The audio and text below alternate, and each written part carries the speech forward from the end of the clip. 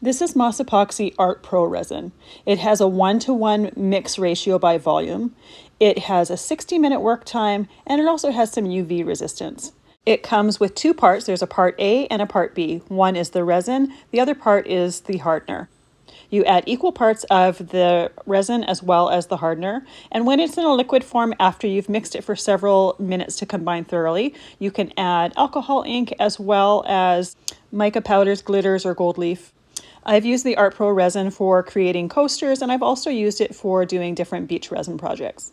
And I really like the long working time with this one. It is self-leveling, has very little odor, and no VOCs. As always, when working with resin, you'll want to make sure to familiar yourself with the safety precautions, wear personal protection, and work in a well-ventilated area. Moss Epoxy also has a resin calculator right on their website, which is really handy so that you can mix up the right amount and you don't have excess that goes to waste.